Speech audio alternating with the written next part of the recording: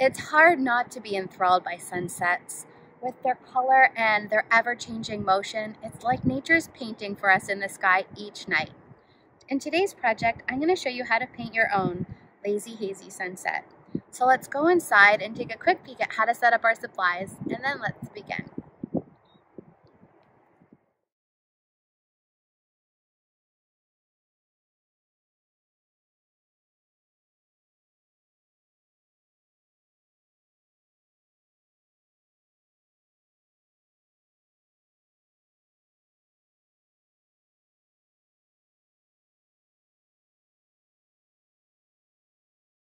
So you're going to need a little container for water for this project.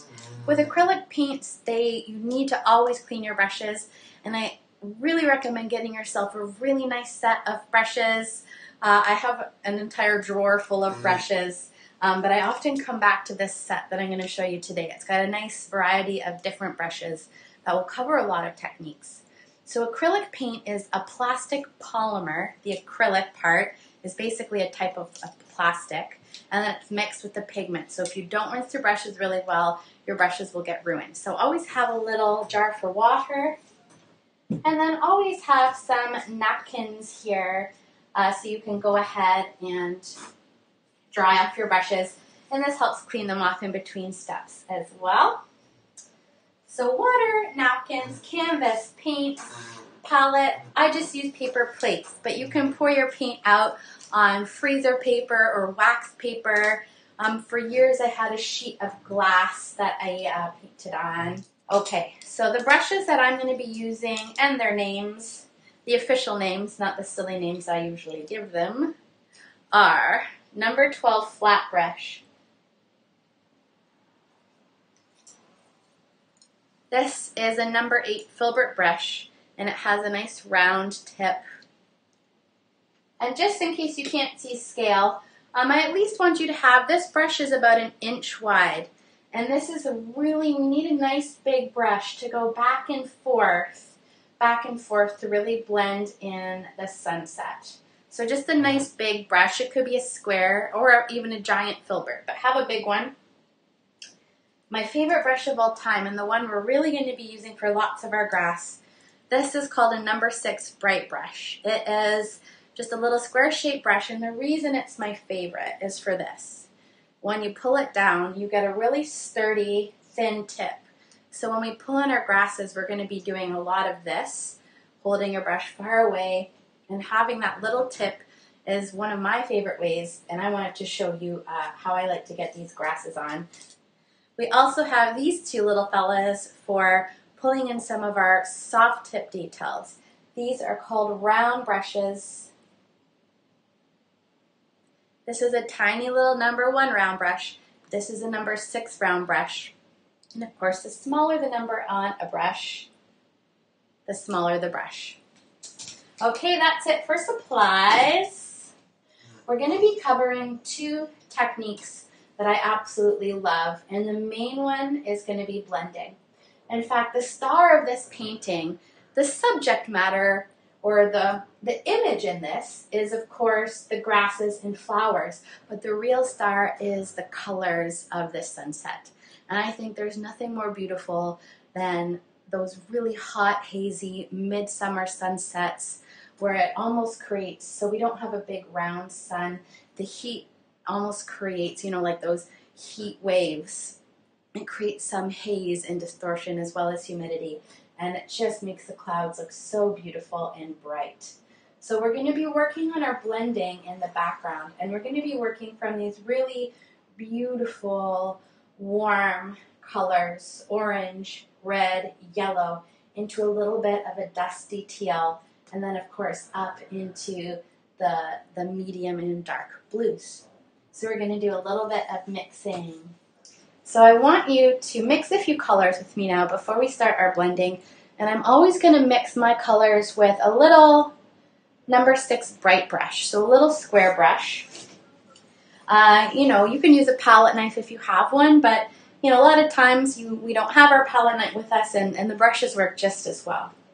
So we're going to start by mixing ourselves a little bit of a lighter yellow. So I have this yellow here, and it's a medium warm yellow. It's really deep, and it kind of looks like mustard, I think. So let's get a little bit of a lighter yellow. I've got these 4 blobs of white, so I'm just going to move over a nice blob of white, and I'm going to mix into it a tiny bit of yellow, really trying to stay away from that blue. So what I want to have is a mustard-looking yellow, and then a nice light lemony yellow. This is a lot more yellow than we're going to need finally. We're just using a bit in this band here. But you can see these 2 yellows. It's like mustard and lemon, or sunshine yellow. 90s sunflower yellow. Okay, so we've got our 2 yellows. Go ahead and rinse that brush for me. And we only have one more color to mix here, and that's going to be this beautiful, beautiful, I want to call it a dusty teal color. So you guessed it, teal is a combination of white, yellow, and blue. And I always start by adding some yellow. So let's take another one of our little blobs of white here. And we're going to go just the tip into some yellow, creating a really nice pastel yellow. Really, really light.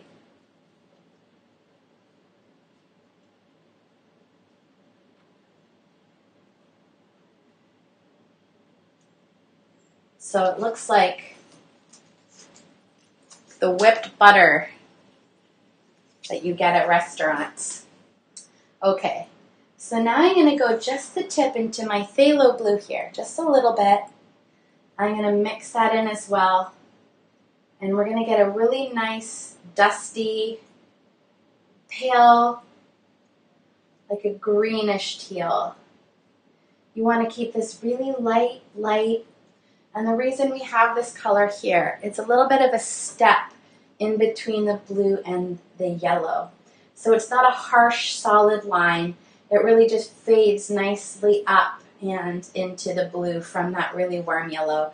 And of course, this dusty teal is our step in between. And then once you have that all rinsed up, we've got all our colors mixed. So go ahead and rinse off your bright brush. And always just get in the habit of rinsing off your brushes. Okay, so we're going to begin in the lower half of our sunset here. So I want you to grab your big bright brush for me. This is that light, nice, big, fat brush. And you can use a mop brush for this. That being said, we're going to do some little streaks in our cloud. So I like having a flat brush so I can blend both big, smooth by holding it this way. And then when we come in to do these little streaky deakies, we will be turning our brush this way to pull in those little streaks. So let's go right into our cadmium orange. So to mix orange, just add a little tiny bit of red to some yellow. So you can definitely make your own orange here. So I would just take a bit of red and pull it into my yellow. I know someone said they didn't have orange. And look, you get such a lovely orange there as well. So we're going to take our orange color and we're going to start at the bottom. And I want you to pick up a whole bunch of paint for me. So just really, really side to side, side to side.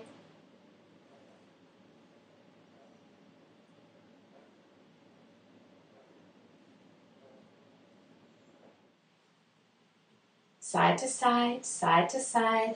Now when we blend acrylic paints, we're going to pull up one color and then we're going to pull another color down to meet that color. And then we're going to soften the area where those two colors meet. So let's look at how far the orange comes up. So if I were to cut this canvas into a third, the orange comes up about a third of the way. And then we're going to bring our yellow down and blend that together. When we're blending, we have to work fairly quickly. because acrylic paints dry by evaporating, and they evaporate often within about 5 minutes. So to get our blend, we have to work fast and loose. And how do you paint faster? You add a bit more paint to your canvas. So you're going to take this big orange glob, and you should really feel that paint glide easily from side to side. And if you want to wrap your colors around those side edges, you can do that. So I'm going to wrap my colors around the side edges. And once I've brought the orange up a third of the way, I'm going to rinse my brush. And now we want to go into some of our dark yellow.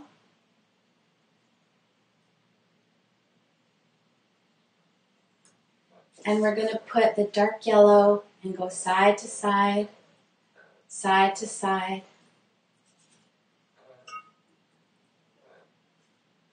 And we're going to pull the yellow up about halfway up our painting.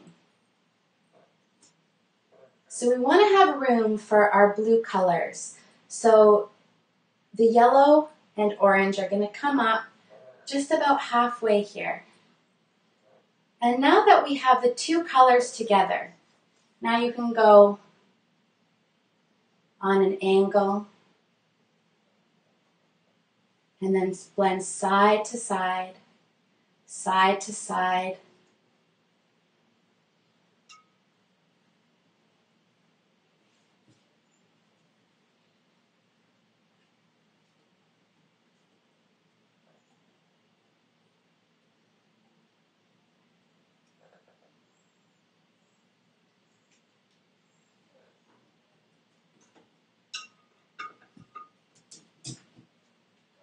So you just want to smooth out the line in between the two colors.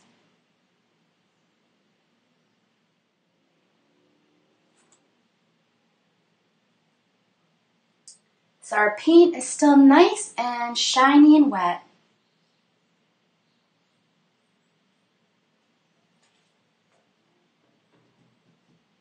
After we have the orange blending up into our dark yellow, and we do have to work a little bit quickly through the blending process so we can get them on.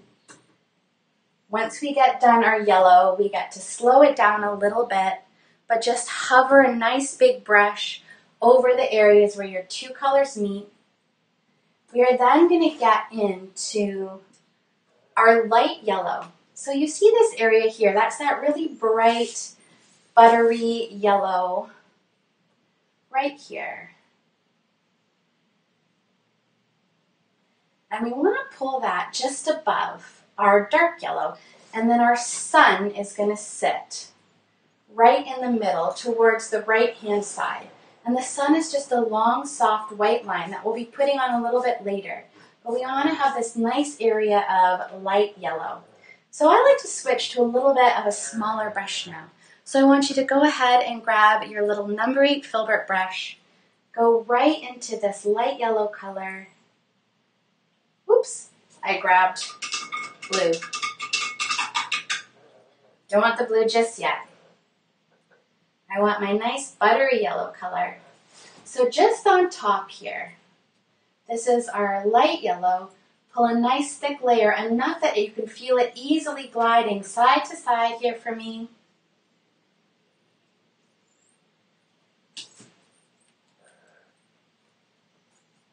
Side to side.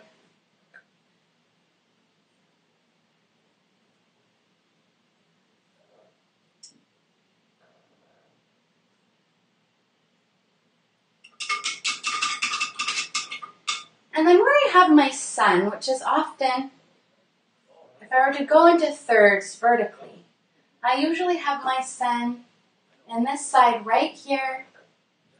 So I want you to go right into your light yellow.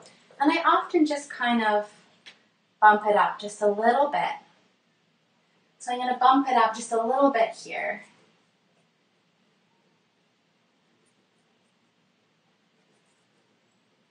Still still leaving a nice big area for our blue colors.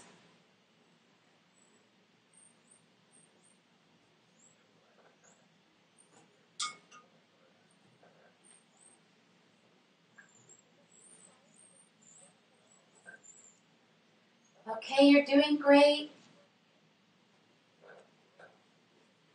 I know this part is a little bit fast and loose. The next part to this painting will be pulling in the red clouds. And if I seem a little bit zippy, that's just because we've got to get the red clouds in there before the orange dries. Now, where I am today, it has rained. It is 30 degrees Celsius and it is incredibly humid. So my paint is going to evaporate a little bit slower because of the humidity in the air. If you're painting somewhere or if you're painting outside where it's really hot and warm and sunny, your paints are going to dry a lot faster. So I'm trying to get through these steps so we can accommodate the painters that are maybe painting in a warmer area as well.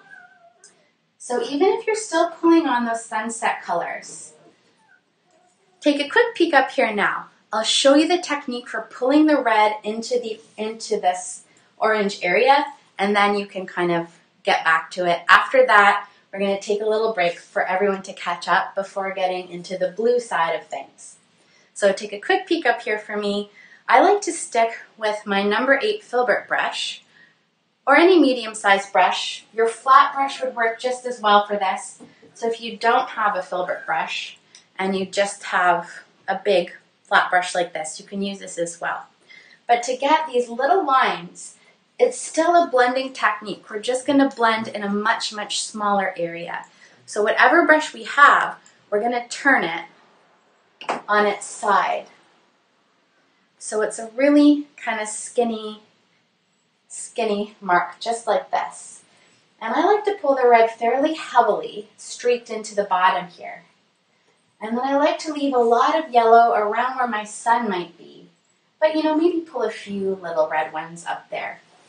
In fact, just so we don't lose where our sun will be, let's go ahead and make a little mark in our white. It won't be super bright. It will just blend in with the yellow. But if we take a brush like this, number 6 round, and go just the tip into the tiniest little bit of white, we can kind of come in the middle of our yellow and just pull a long skinny line and just a little tiny bit of paint for me. I'll just hover over it. We'll kind of blend it back and forth. Just enough that you can see it's a little tiny bit lighter here. So there's where I know my sun is going to be, and we'll definitely whiten that up later. But now if we want to come in with some orange or red clouds around that area, and hopefully you can see it's just a tiny little bit lighter here. So now if you want to come around this area with our red clouds, it's totally fine. Since we started below, and that orange is going to be drying first, that's where we'll start with our red. So I'm going to just wipe into the red, one side and then the other. And then I'm going to start coming down, and I'm going to go side to side.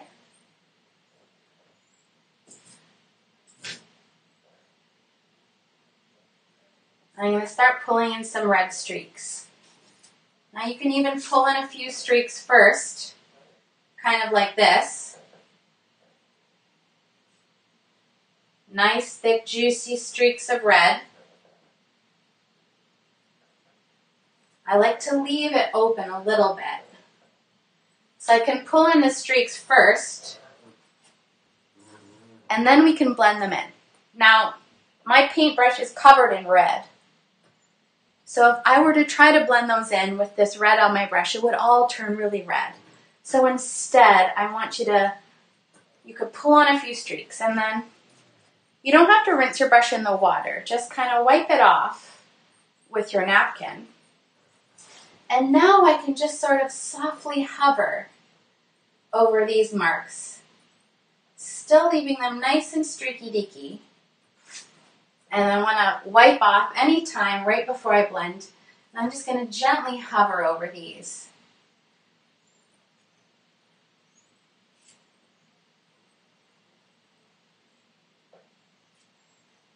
creating some little streaky deakies.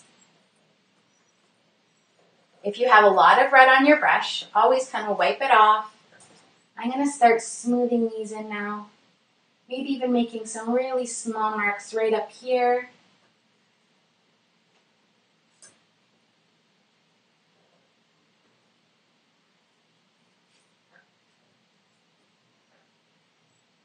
Just these soft horizontal bands.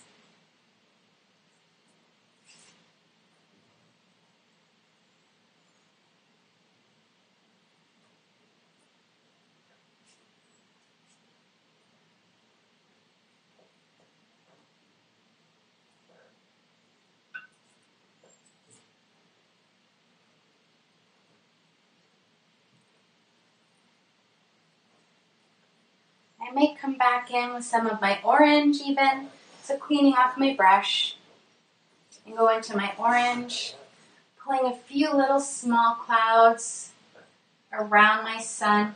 So whenever I'm doing a little cloud, I try to have just a bit of paint on my brush and even wiping a lot of it off, especially when I'm coming around my sun, which is like the danger zone. I'm going to go really slow into the danger zone. And you could use your orange first and then beat them up with red later on if you like where it is. It's going to get some streaky deakies in here. And if I really like where something is, I'll go back into that red, wiping just a little bit here.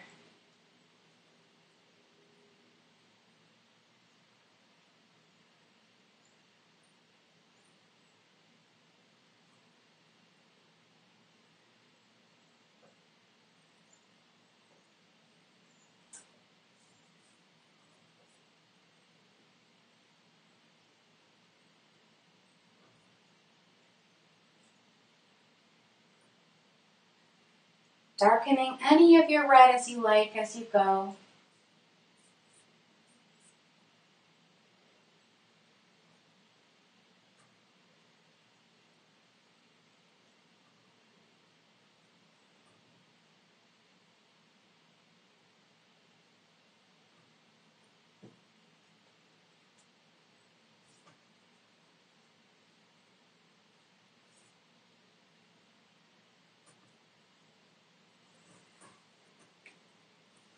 How are you doing out there? For any first-time blenders, I know this part, because we're working fairly fast and loose, can be a little tricky, but you'll get there. So just keep blending, keep practicing. If you find an area of your painting maybe got too orange, also never panic. We can always tweak our acrylic paintings as we go. So let's say I were to come in and, I usually actually like quite a bit more of my yellow coming down right under my sun. And I lost a lot of my yellow, but I'm not going to worry about that. I can't put the yellow on right now because this red and orange hasn't dried yet. But as soon as my reds and my oranges dry, I can glaze over some of my yellow, because acrylic paints have the beautiful quality of being just a little bit transparent. And if we add water to a color, it makes it even more transparent. So we're going to next start getting up into the blue part of our sunset painting. And then I'm going to come down with you, and I'm going to add a few more streaks of this bright yellow color kind of under here. Maybe pull in a few more orange streaks to break up my red. So if you want to have a few more details of lighter colors down there, you're not alone. I'm going to be doing that right with you. So I'm just going to pull a few more little red ones in here. Another thing, like if you pulled a really dark red cloud above your sun, once it dries, we can glaze over it with the yellow and you'll still see it shine through here. So by the end of this painting, you're going to have a lot of blending practice under your belt. So I'll kind of go through the steps verbally with you. we're going to want to blend our yellow into some teal, and then into some light blue, and then into some dark blue. So we'll be doing the same thing that you just did with the warm colors, but with the cool colors. Only we know that our colors have to be wet to blend together, and by now, your yellow is either totally dry or is likely quite tacky. It's at least beyond the point of being able to blend smoothly. So what I always do is add a new band of yellow, and then I come on top of that with this soft teal.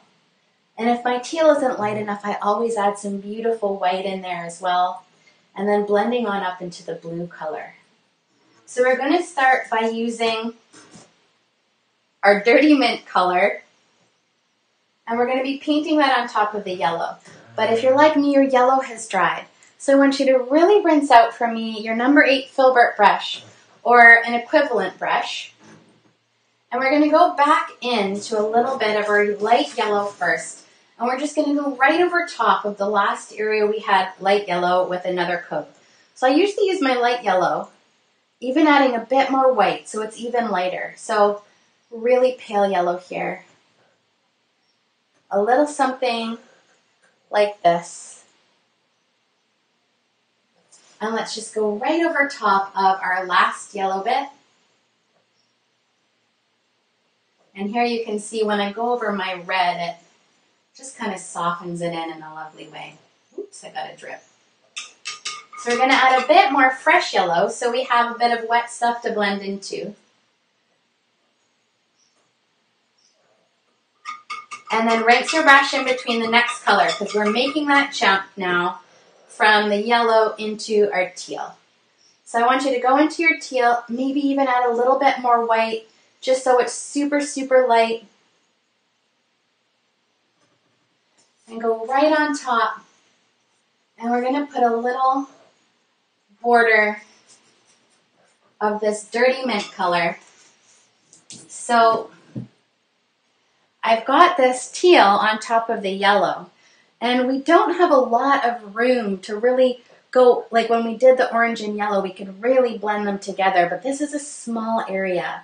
So here we're just going to gently hover over where the two colors meet, just so it's not a harsh line. We want to try to make it nice and smooth without, we don't want to blend the teal into the orange or it's going to get a little bit muddy. So here we go.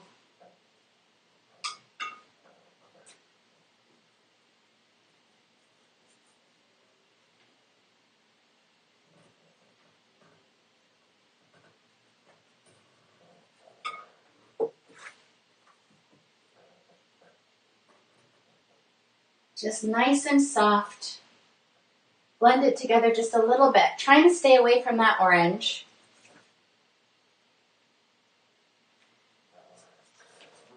And now we want to get into a little bit of light blue. So you've got a nice border of our teal. And we don't want to go straight into this dark blue just yet. So we're going to make a little bit of a softer sky blue. So I sure hope you have at least one more little blob of white. We're going to lighten this up. So grab that brush. You don't have to rinse it. Now we're in the cool tone colors. We don't really have to rinse all the time in between. I'm going to take a nice scoop of the blue I'm using. I'm using phthalo blue. And I'm going to mix it into my white. And so what I want you to get is a nice, think about those impossibly blue sky days. We want to get a little bit of this kind of blueberry blue here. And we're going to come right on top of the teal. And we're just going to fuzz this together as well. And when I say fuzz, I mean we're just going to go over. So where the teal meets this blue, just gently hover over. Gently hover over. So you just mixed a little bit of your blue with some white. And then we're just going to blend this really gently into our soft teal. And we want to have a nice transition from this light color to these darker blues on the top. And you can wrap your colors around the side edges as you go.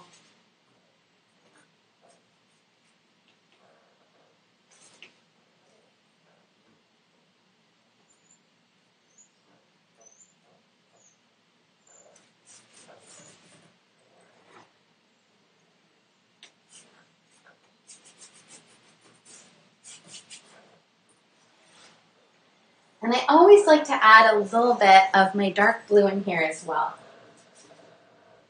So we've got this fade from our minty color to a little bit of a slightly medium blue, and then go into the darkest blue that you have. And we can start pulling a little bit of this in at the top.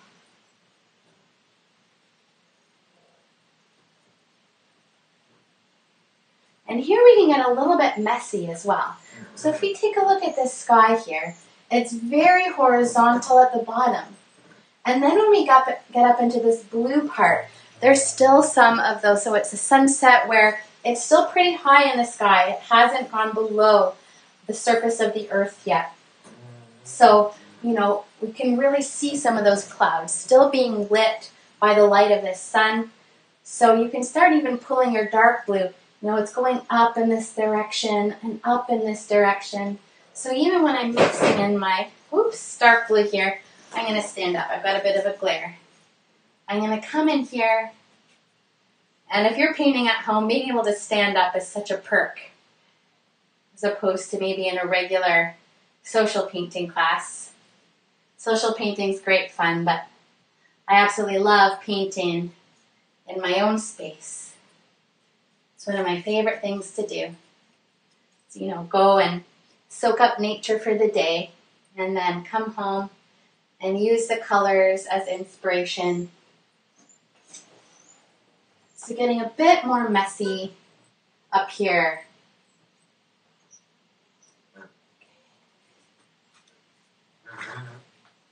Okay. I hope you're enjoying this process of blending. It's amazing. I've been teaching painting for over a decade, and I've been painting for 26 years. And it's wild just how fast people will get blending. So if it doesn't come perfectly that first time, it is such a balance between too much paint or not enough paint or knowing when it's going to dry on you. But there's only a few factors like dry time and how much paint. And once you kind of have a little bit of practice at controlling those, you really, really will have a lovely skill that you can use for painting sunsets in the future. And now there is a magic moment that I want to talk about with acrylic and blending. And when the paint is really, really wet, maybe you had some really wet orange and you tried to put a little bit more yellow on it to lighten it, and you just couldn't get it lighter because there's only so much paint that a canvas can have while it's wet, and then you have to let it dry. But there's a magic moment right before your paint dries where you can still pull in a bit of color. So not right when it's super wet. Wait a few minutes, and my painting's there now. It's not super wet, and you can see it starting to get dry. It will lose its super shininess.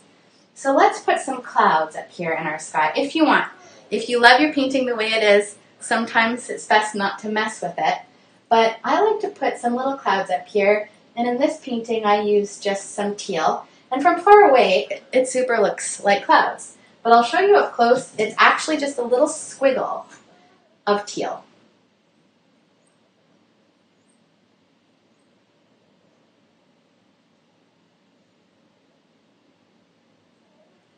So I'm going to put a little squiggle of teal. I'm going to rinse my brush. I'm just going to grab a little bit of this teal color. And I like to have these kind of coming up at some fun areas. And if your painting has dried, you can actually put these clouds on, even if it's dry. Just add a bit of water in there. So I like to come up on some fun angles maybe. You know, those little kind of, I used to know all the names of clouds, when I was younger. If only my brain remembered everything I learned. Cirrus clouds, cumulus clouds. But these are like those little ones far away. So for this technique, it's blending a little bit because it's just a bit dry. But you could definitely put your clouds on over top of dry blue. Yeah, and you asked how to blend after it's dried completely. So you can blend sometimes by adding a bit of water to the paint, but sometimes you just have to re-wet your painting with a new layer of paint to get it to blend together. Or, if it's totally dry and you have a really white mark, you could just take some of your blue and kind of smoosh that around the outside edges if you've got like a really harsh cloud that you don't like, and you can blend it out that way. So if it's totally dry, try glazing over top with a little bit of water mixed into your paint. And if that doesn't work, then just add a bit more of the surrounding color to soften it together. Okay. So we're going to keep on keeping on here.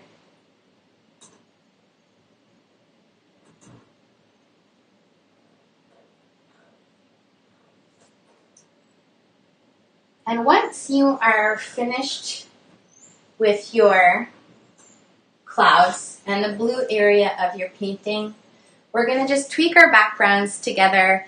Then we're going to let it dry a little bit more, and then we're going to pull on our grass, our wildflowers, and the foreground in our painting.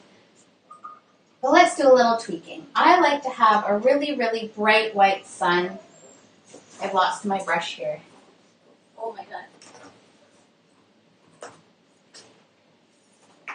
Okay, so we're going to be using this little fellow here. I like to use a round brush.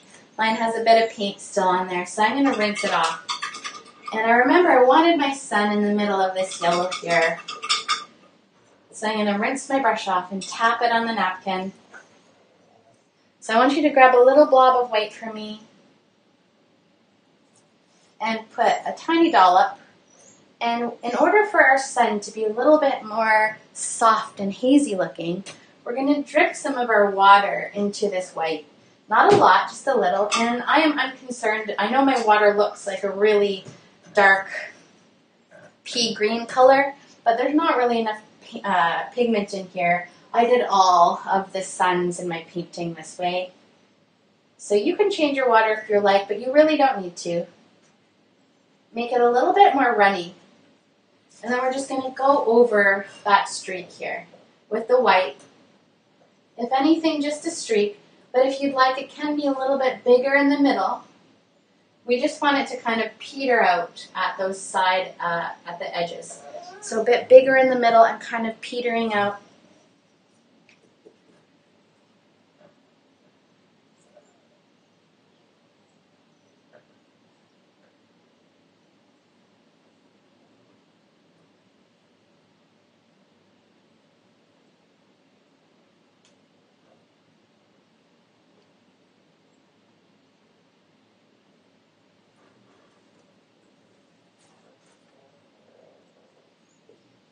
And again, if you want to blend it in a bit more or your white got out of control, just wipe off your brush and you can go into a tiny little bit of yellow, your light yellow. And of course, the yellow in behind is maybe dry. And then just add a bit more yellow and it can help you blend it in. So we're going to lighten our sun, of course. But I also want to show anyone who maybe wants to tweak their lower half of their painting how to add some of the lighter colors down in there, or of course the darker colors. So I might like to have a little bit of my lighter yellows or oranges kind of breaking up some of my red streaks in this area. So I'm going to take a little bit of water, just a little, into my light yellow. And I want to make sure I have just a little tiny bit of paint on my brush. So I tap it off. So I've got just a little bit of paint there, and it's liquidy. Not so much it's going to drip down, but just enough liquid so it's a tiny, tiny little bit more runny. And then I want to have some yellow streaks, especially right under my sun. So I've got this red streak here. I'm going to come right underneath of it. And I'm just going to pull in a little more yellow side to side using a little bit of water. And so here you can really see how it broke up by putting two little yellow streaks there. It kind of broke up that area. And you could do that with some of your, your lightest yellow. And you could even glaze over some of these. So I actually really like this red streak right here. But I want to show you how when I paint over it with my yellow, you can still see it shine through. It just kind of mutes the color. So you can mute these without totally painting over them. And now if I wanted to add some orange down here to break up my red, I would take my orange. It does need to have the tiniest little bit of white in it, not too much. So just lighten it ever so slightly. And then I'm going to go into a little tiny bit of water.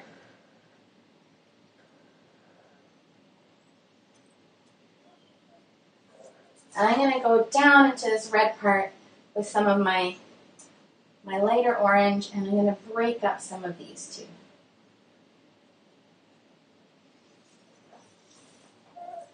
It's going to stand up again. I want a little bit here.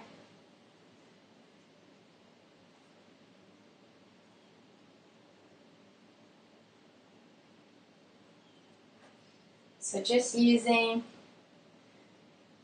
there's a bit of blue down here. The paint travels. So you can do the same thing if you want to darken your color. So if you wanted to go into some of your red, you can also darken colors in the same way. Maybe I want a little more red streaky deakies.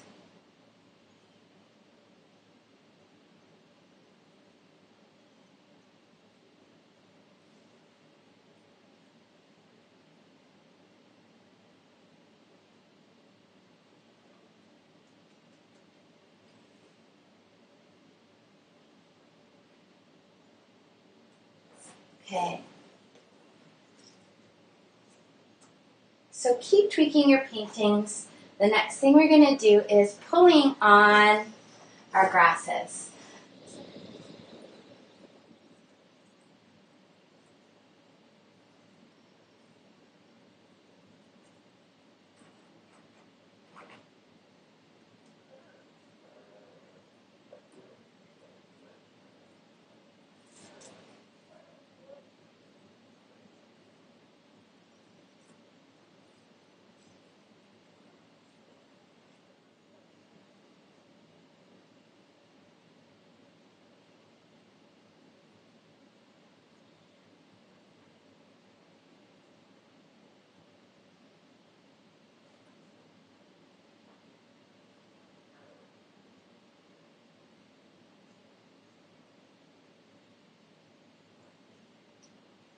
I definitely have a hard time stopping messing with my own painting.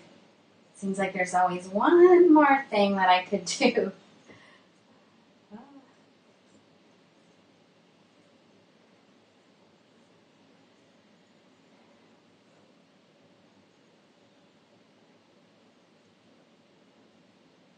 Okay.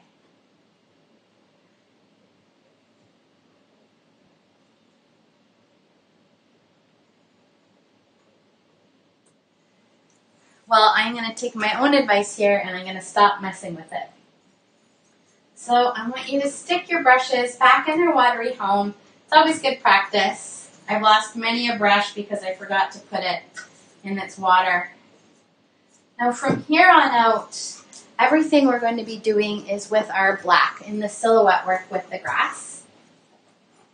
So it's all going to be black and also a little bit of red. So I hope you have some of your red color left over. I'm not sure if the camera picks it up, but we have two sections to this painting. And one is that really short lower grass area. And we're going to start practicing because skinny lines are also a bit of a pain in the butt to do. So we want to make sure we're using the right tool. And then we want to start practicing. So we're going to do this lower area down here first. And then we're going to start pulling some of these grasses up. So down here is nice and solid and black. But then you can see in some of the longer stems here, it's actually black and red together. And that can make it look a little bit like the light is really shining through some of these grasses. So mostly black with a little bit of our red color. So I like to use a square shaped brush to do my grasses. Hang on, blending is hard. I need a sip of this coffee in between steps. Okay. So whenever I do grasses, I really like to use a square shaped brush.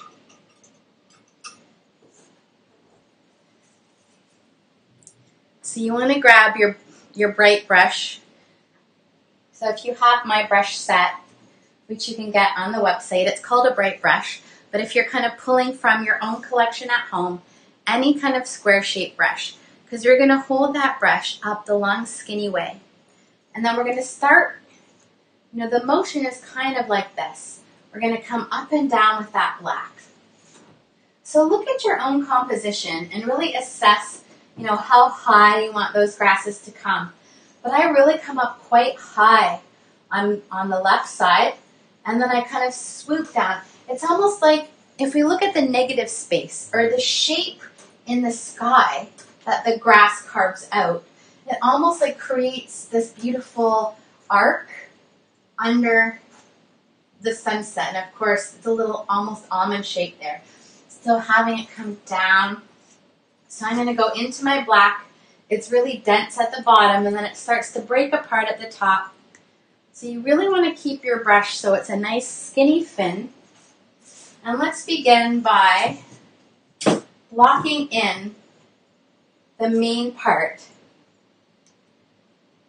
So we're going to come up and down, up and down.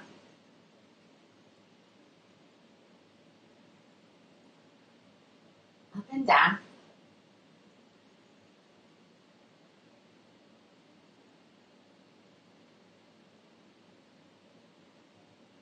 And we'll refine the tips of these grasses later, but for now, let's just kind of block in the main part of where we want. Really think about the shape you want. And this is where we can kind of practice the skinny lines before we whoop, whoop.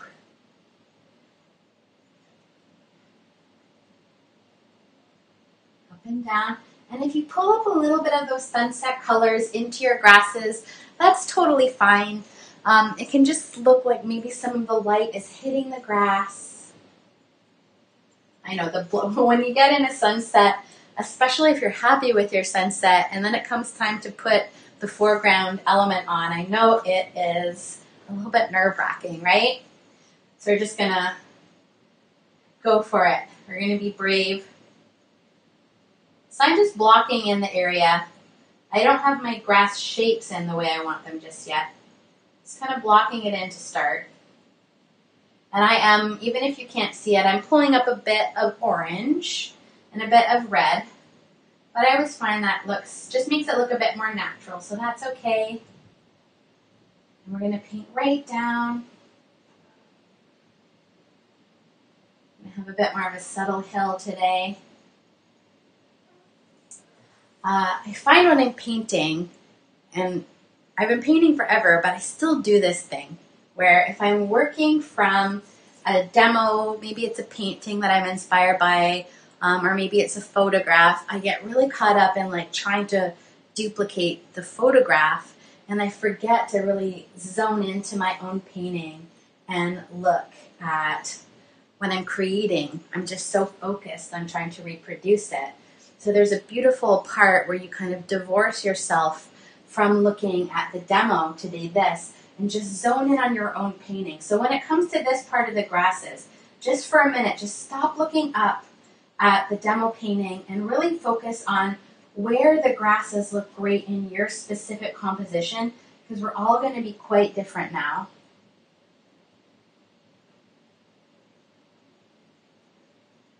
So these grasses aren't particularly pretty. They don't look particularly natural. I'm just sort of blocking in the shape. And now when I have the basic shape of my grass, here is where we're going to start making them look a bit more realistic. So block in that shape for me. And then you can even rinse your brush a little bit and wipe it off.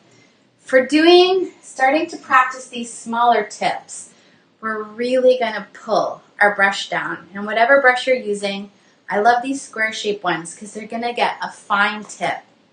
And then we're going to start coming up. And instead of just up and down, to make it look more natural, we're going to have kind of some arc one way, some straight, some the other way. And we're going to start to pull some grasses up a little bit higher. And this is where I want you to really practice getting the thinnest line that you can. And I'll show you one of my favorite tips for getting some thin lines. So one is to pull the tip of your tool down, because you can actually train your brush. So I pulled the tip down. My second tip is, instead of dipping into your paint like this, which can splay those bristles open, it is to wipe in one side and then the other. And this helps preserve that tip while picking up the paint. And number 3 is, instead of just going in totally flat, I actually have my brush on a bit of an angle. So I'm using this side. And now let's start coming up. Pulling some grasses a bit higher. Aim for the smallest grasses that you can get. So we're going to practice. Again, some are going to come right, some are going to come left, some are going to kind of come up midway.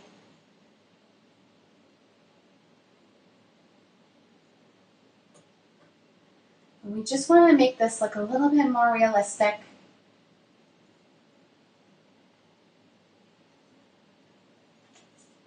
And we're going to do that all the way across now.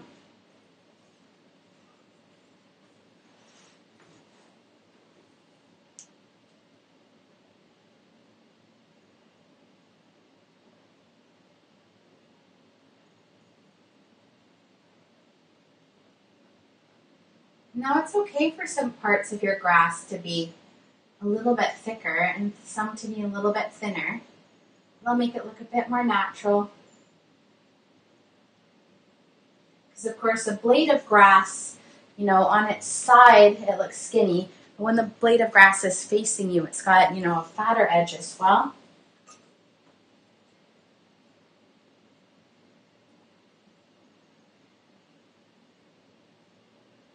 So really practice those skinny lines, because eventually we're going to whoop all the way up.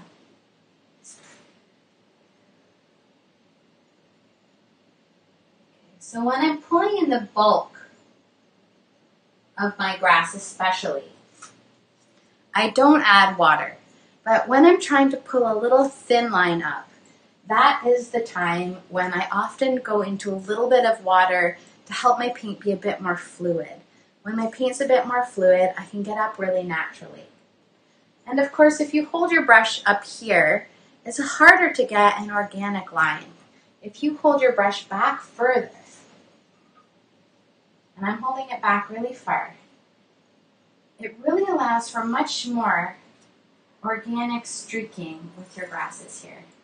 So we're just going to kind of mess up the tip of our grasses, making them look a bit more natural, pulling some up a little bit, really practicing our skinny lines. And I want you to practice in these lower grasses where it's really non-committal until you've had a little practice with it before we start pulling some of the bigger grasses up.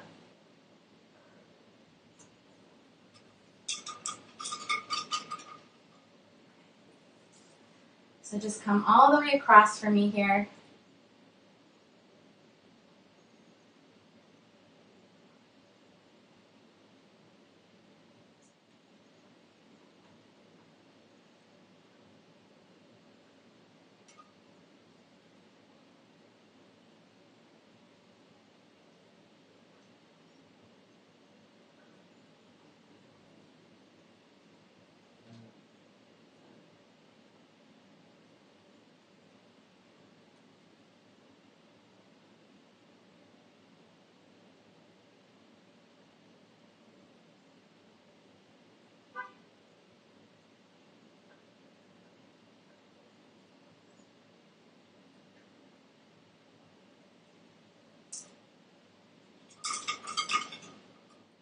let's take some of our red and tint it with a little bit of black. So the black is the most powerful of all the colors. It's the richest in pigment. So we're going to take the same brush we're working with and give it a little rinse for me. So rinse out your grass brush, whichever one is working best for you. And let's go just the tip into some of our black, just a little bit. We want to mix almost like a deep burgundy color here. So I'm just adding a bit of, so I like to have this color here. It looks like an eggplant. Okay. And I like this for some of my grasses because it looks like light shining through. And here we go. We're going to start taking this brush with our reddish color, pull it down to a nice fin, and then whoop, whoop. And again, not totally 90 degrees. I angle my brush so it's on the side. So not 90, angle. And then when you're ready, I usually leave the grasses. I don't cross the sun. So, I have some longer ones around and smaller ones below. Some of them are straight, some of them really arc. So I'm just going to put my brush down. And we could try some mid-size ones first. Whoop. You could also add a little bit of water to help it flow, but just a little.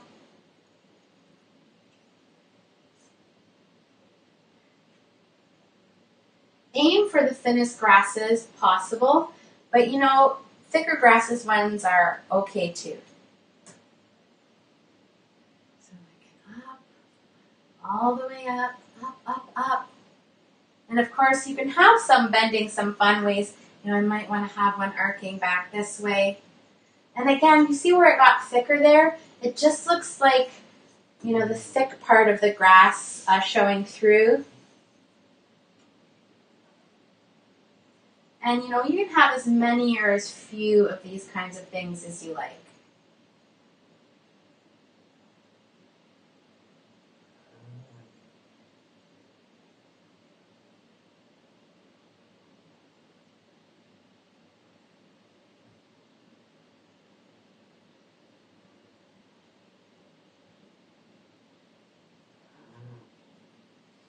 And again, on this side, we're going to go all the way up.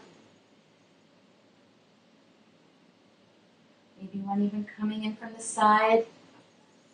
Mostly because I have a blob of black there I'm trying to cover up. And now once you've kind of got the main ones pulled in, I like to assess if I want, a weirdly bent grass. Like, again, I'm looking at my picture too much. I need to just focus on my own painting from today, because even though it's similar, it's quite different with the grasses. So, where do I want one arcing really far this way, another one this way, maybe a wibbly one.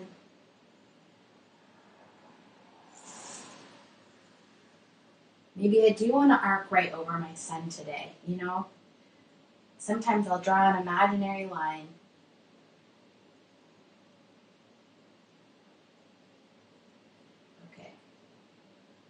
So while we're deciding things, I wanted to show you a few things that you can do while pulling on. These are both grasses, and some of these will become the stems.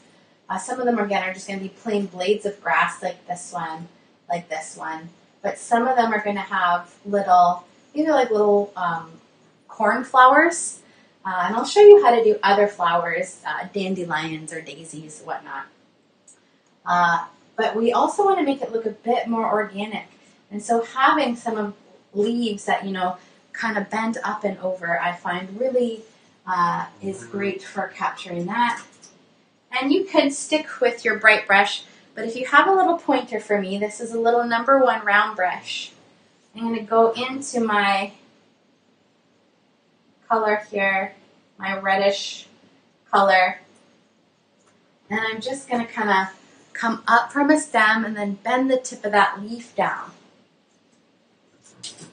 So, I've got this little stem right here, and I'll come nice and close. I think I might want some of those grasses here. So I'm going to kind of come up my stem, go up, and then I'm going to pull it down. I'm going to do it on the other side too. I'm going to come up, and I'm going to pull it down. And you don't have to do it with the little brush. You can also do it with this square brush. So I might, where do I want one? Right here even. Kind of come up and then down.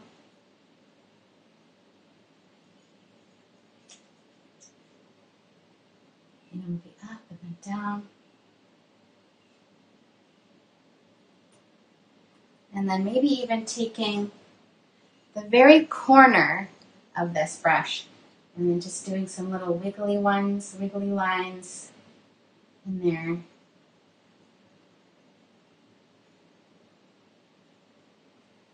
And I sometimes like to streak some of my red color through my black as well.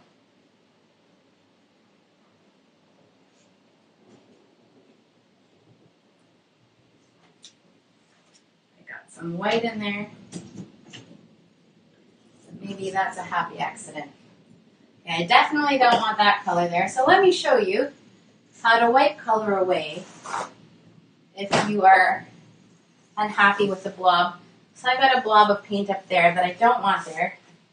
So I'm just going to take my napkin here, this one, and I'm going to, this is nice and dry, so you can actually wipe color off of a dry canvas.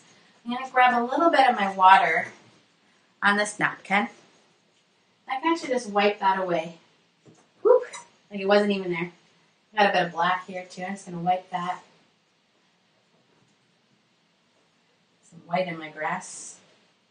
I'll wipe that too. Okay. When you are finished with your grass, take a few more minutes here to tweak it.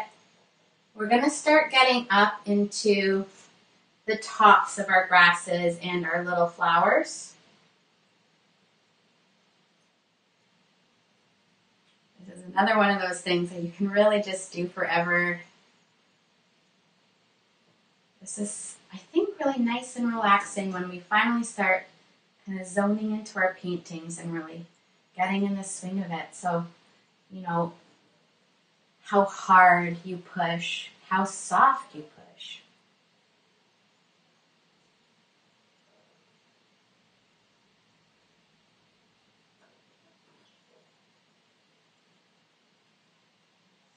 So let's talk about the shapes of the grasses. I love having some of these wild grasses. I remember being a kid and playing that game where you took a grass and you went tree or bush and then you pushed up the grass. I don't know if anyone played that game. We were easily entertained when we were kids. So the shapes of these wild grasses are essentially, you're going to have a stem and it's almost like it comes up in V shapes that slowly close up towards the top to a point. So it's almost like it comes out like a V shape on each side.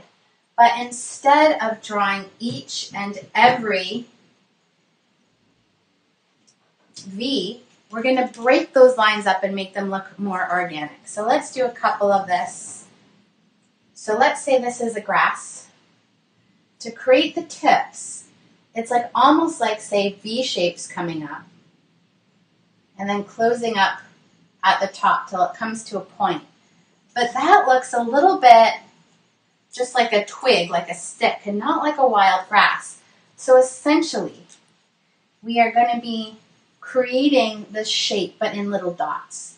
So again, following that shape, but instead leaving some gaps. Using your little #1 brush, try tapping it in that shape. Little dots, little taps. You really use that brush, even tap it in, and then you're going to bring it up until it's just a fine point at the top. So you see how it's the same shape. I still came up on a V and closed it up towards the top, but I did it looking a bit more natural, a bit more like a little grass there. So then we also have some grasses that are maybe leaning over a little bit, so you just see one side. And I have little drying on the back of this one that I actually really liked. So here we go. So here are some more options for the types of the tips of the grass. So this is like the stick shape that just looks a little stiff. So, if you have a grass leaning over to the side, it's almost like a V shape too, but you only see half of it. So they're hanging down. So still longer down here, and then getting smaller towards the top. So I like to pull in a lot of grasses, and then of course if you want a little dandelion in there, and maybe you have a little stem, and then you got your center. And then the dandelion poofs are those little seeds, so they're really see-through. So I always like to start with the outer edge of my dandelion, and little dots, little spaces all the way around. And then there's almost like spokes coming out. This supports the seed pods. And then just do little thinner taps all the way around, all into this dot. This one's a bit messy, but you get the idea. You can be a bit more refined on your own picture. I had some little bits flying off of the dandelion. Or, for the purple, I have a pollinator garden at my home, so I have a lot of butterfly and bee-friendly flowers. So the echinacea flower, the purple cone flower, the Shasta daisies. I love those little fellas. And if you have a little stem, you give that big cone, that center of the flower, and then just pull some petals down using one of your round brushes, down. And if you want it to be fancy, you can even do a little dragonfly. But let's do some of those together on our paintings right now. So we're going to pull in some of our grasses. I'm going to come in nice and close. So, here's the top of one of my grasses, and I'm using my dark mauve color. I'm just going to tap up the side of this grass. Little taps. And then I'm going to come up both sides like that V shape. On an awkward angle. There we go. Oh, you can even really tap in there with that brush. There's so many types of these wild grasses. Really, you could do anything you like. You can almost make it like a wheat shaft. So you can come up in a V shape, but just make it nice and messy and loose. And just have fun. You've done the hardest part of this painting.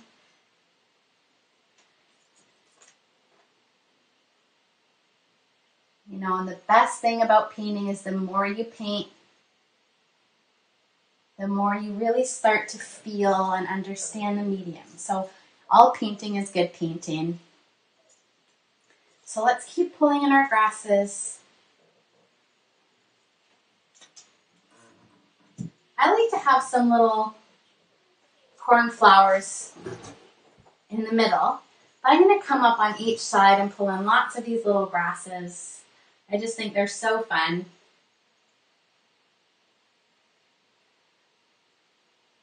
You could even put a little spider web in there. That would look cool. I've always been a little scared of spiders. They don't like killing bugs. They don't like killing anything. But when I started gardening this year, I dug up my front lawn and I put in a garden because I wanted to grow my own squash, grow my own watermelon, grow my own tomatoes. But you have to get used to, I have an organic garden, so squishing some of the pests with your fingers, and it's gross. And I've never loved spiders so much because I'm infested with cucumber beetles, and the spiders eat the bad bugs. So spiders are now very welcome guests in my home.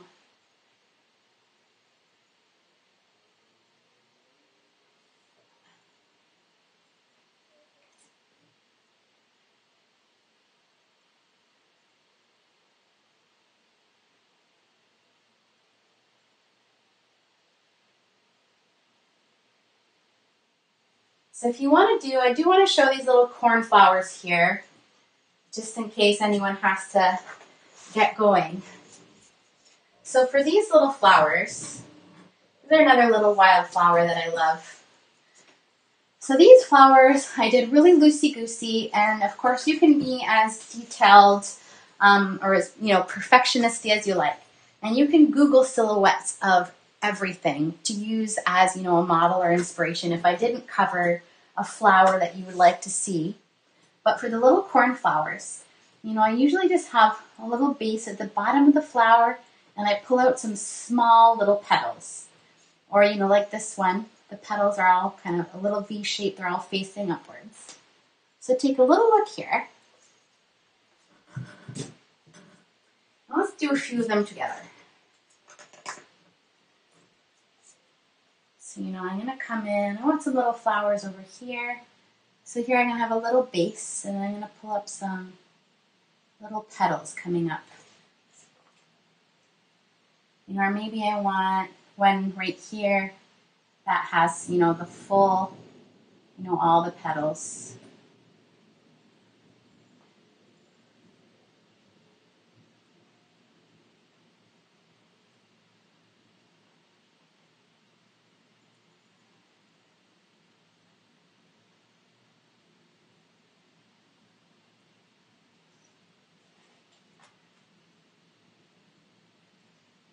I can't decide whether this should be a flower or a grass, but I'm just going to go for it. Pull in another flower. It's the time of year. The midsummer flowers. I'm already thinking about my fall garden. So we are zone 5 in our gardening area. So we're cold and we have a short growing season. But I learned from this gardener who lives in Halifax, Canada. She's also in zone 5, and she grows food year-round outdoors using little cold frames. So apparently you can have lettuces and even carrots and beets all year round, and I'm so inspired. I want to grow all the flowers and vegetables, and then I want to paint all the flowers. And don't be surprised if you see some vegetable gardening tutorials popping up. For your dragonfly, if you want to put a little dragonfly silhouette in there, they have long bodies. So start with a thin line, whatever length you want your dragonfly. Then I want you to just thicken up the head. So let's thicken this head here. Now it looks like a little tadpole. I've heard other names for this, but I won't say just in case there's kids watching. Okay, so our little tadpole. I like to bug out the eyes sometimes, They've got those big eyes, so I'm bugging out the eyes. And then a dragonfly has 2 sets of wings, and they're going to come out. They're thin wings, much thinner than, say, a butterfly, and they're going to come out right under the head. So for your dragonfly, the wings are usually almost as long as the body. And pull them out from the head. And there's 2 sets, remember, so the next set starts right up under the first set. A little awkward angle, I'm so sorry. Here we go. Okay. So your basic dragonfly will be a little something like this. You can add that clear white in the wings after it dries, or you could go in for some of the details in those wings. Like a little line through the wing, and then arcing down.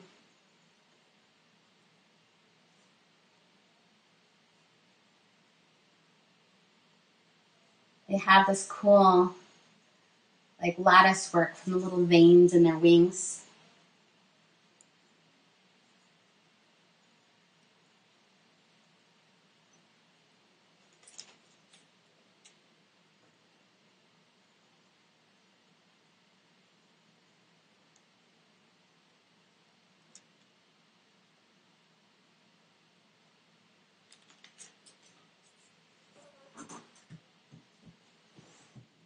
So keep on pulling in your grasses and blooms. And then when you feel done, that is the last official step to this painting. So you can give yourself a good pat on the back. You've just done your project for today. But that's it for me, everyone. Again, have a great day. Bye.